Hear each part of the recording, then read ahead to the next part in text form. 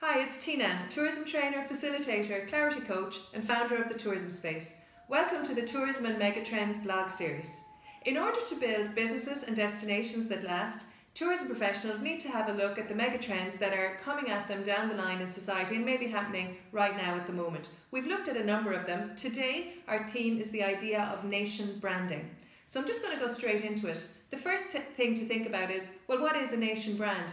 One of the things I studied in my master's thesis quite a good number of years ago was the idea of national identity and how that got built through language in particular.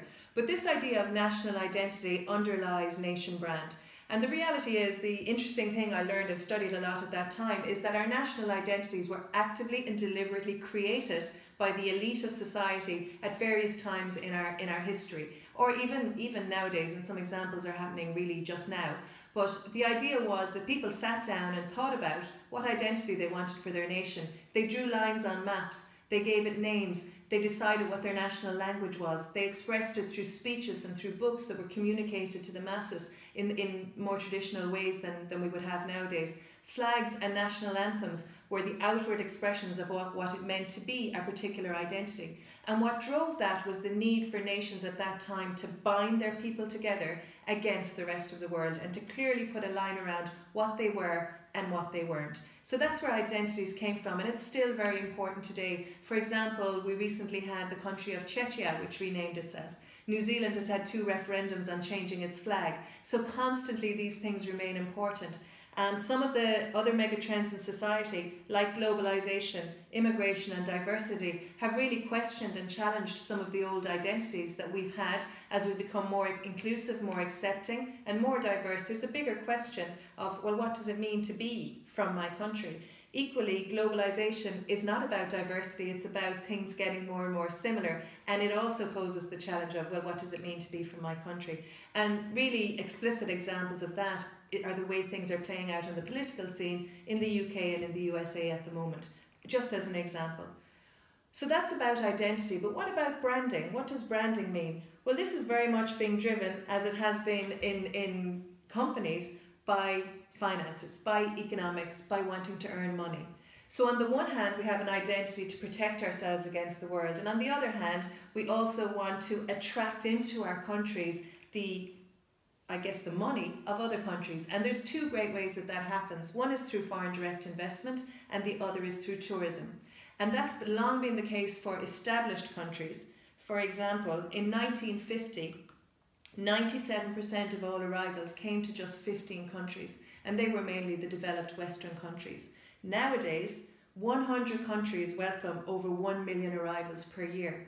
So particularly for developing and emerging economies in Asia, Eastern Europe, the Middle East and Africa, tourism and foreign direct investment are increasingly important, and as a result their national reputations are increasingly important because they are critical to attracting that foreign earnings. So let's take tourism in particular. So we have tourism ministries who now have increasingly large budgets to promote their countries in order to increase the number of arrivals, increase the occupancy and drive their foreign exchange earnings.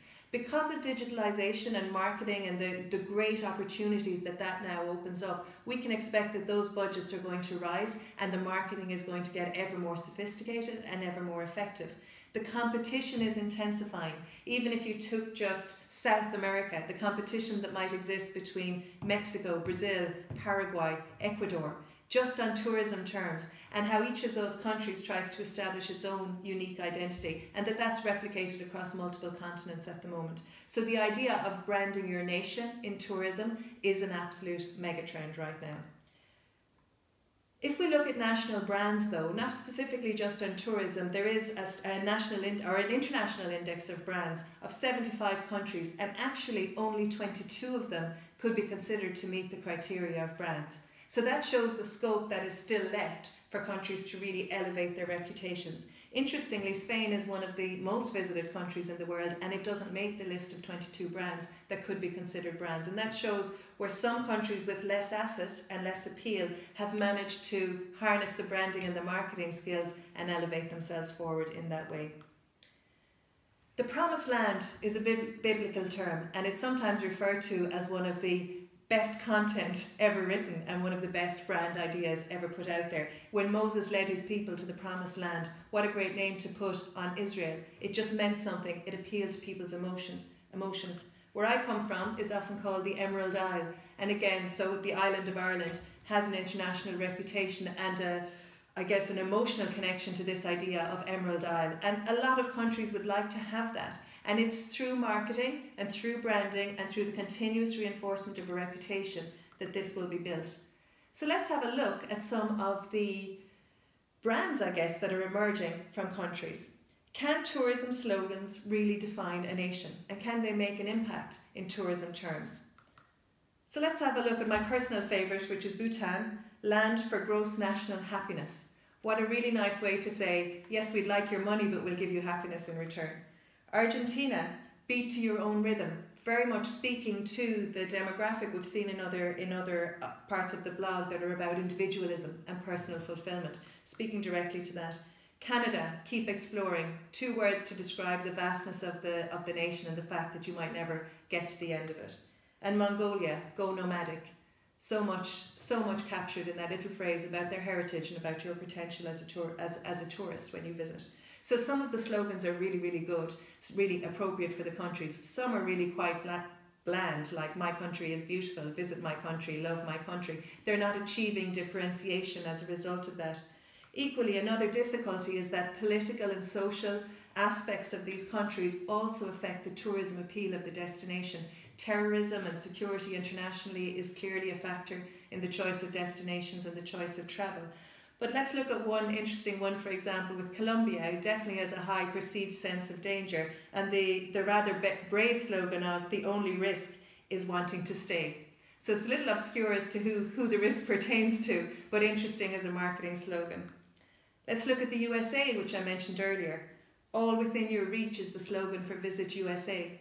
But you put that in the context of the Trump administration, who has put a ban on 7 countries largely associated with the Muslim religion, and it has a knock-on effect to all Muslim countries. And that has been played out in the last couple of years, where China, Chinese in particular, have transferred their visits more to Europe and away from the USA from the perceived idea that it's actually not within your reach.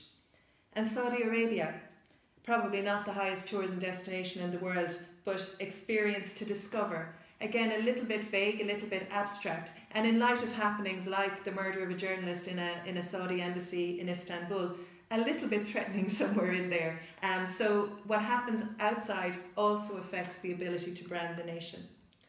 Iceland, though, for example, has as a slogan inspired by Iceland, and that country noticed a dramatic increase in visitors as a result of their rather glorious trip through the World Cup in recent years, where they were the underdog and the favourite of all neutral nations, and really did provide inspiration from a tiny nation taking on the giants of world football.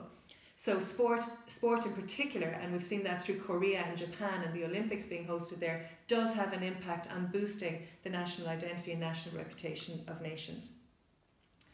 So what are the downsides of nation branding, or the things we need to worry about as tourism businesses? Nation branding happens on a scale above your business for sure, but one of the things to think about is authenticity. We see this in trend after trend that consumers nowadays are really looking for authenticity. So brands that are promising a certain experience or a certain feel really have to deliver on the ground as well. And that's the idea of not disappointing is important. Also the idea that you could wrap up into a nice little marketing campaign the spirit of a nation, the heritage of a nation, the culture of a nation will be questionable. And the younger generations right now in particular are particularly suspicious of mass marketing and marketing campaigns, and it could be counterproductive for your country. The danger of over-branding is another one. Not only have we national brands, we have regional brands, we have village brands, we have town brands, we have corner of the country brands. Every place is branding, and it seems to be a requirement in an increasingly information-laden age that in order to cut through, you need to have a brand. But how many brands are too many, and do they start to conflict with the overall national brand? Is it a numbers game?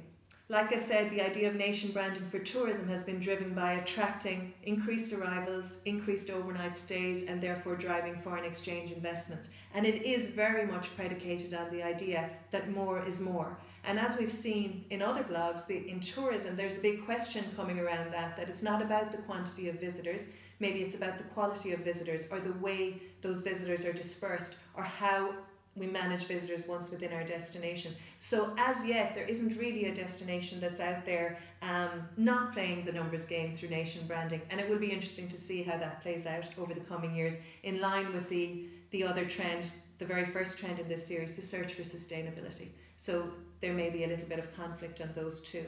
And totally related to that is the idea that national branding happens on a national level. A country gets marketed and branded by people in a certain point in the country who have been given authority to do that. But tourism and visits are experienced locally. So nationally branded but locally visited. The impact of the brand is felt by the local communities. So while a nation may be branded as one thing, the impact can be felt quite severely by pockets of local people in neighbourhoods within that country. And as we've seen increasingly around the world, that's starting to be an issue, and the voice of the local is getting stronger and stronger. And again, what's the potential conflict down the line between nationally branded countries that are locally visited? So they're just some of the thoughts around this idea of nation branding and national branding. I find it a fascinating subject. It's kind of difficult to gauge where exactly that's going to go, because so many forces in society and in politics and in the economy and in tourism are shaping where that's going. The best thing to say is really keep an eye on it, see where you fit in your nation brand and how you can influence that for the future, and to ensure you have a destination that lasts over time. Thank you very much for listening. I look forward to seeing you in the next part of this series next week. In the meantime, here's to your lasting success.